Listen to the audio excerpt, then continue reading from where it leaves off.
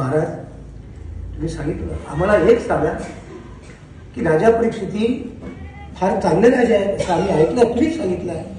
त्यांच्यावर वेळ कशी आली? बरं आली तर आली, अगोदर त्यांचं वागणं बोलणं कसं होतं हे थोडं याचा आम्हाला उहापोह करून जर सांगाल तर थोडं समाधान होईल. सांगतो म्हटले आहे का. अतिशय चांगले राजे होते, प्रजेचं पालन स्वतःच्या मुलाबाळाप्रमाणे करत होते. पण अकस्मात एक दिवस काय झालं की एक चांगला सुदृढ असा पुरुष, मुकुट वगैरे या त्याच्या डोक्यावर सर्व आहे, तो त्यांच्या दृष्टीस पडला.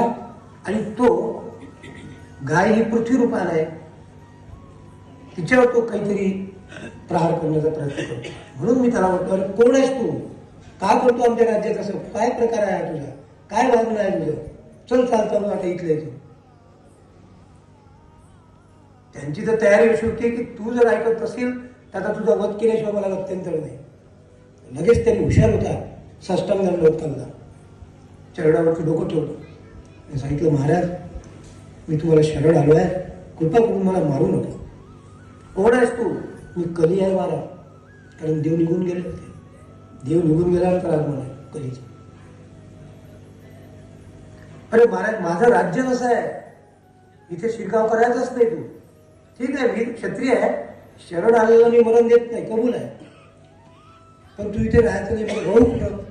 तुमच्या राज्यात मी पाहिलं, माझ्यासारख्याला राहण्याला कुठेच जागा नाही.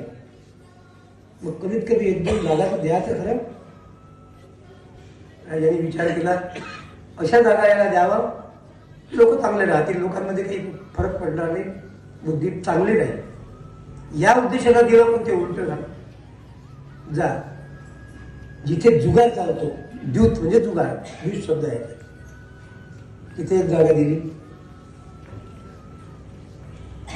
एक दोन अजून द्या महाराज. परस्थितीचा संघ, ती जागा दिली. हिंसा जिथं होत राहते तिथे जागा दिली. झालं तुझं म्हणणं आता? हो झालं महाराज.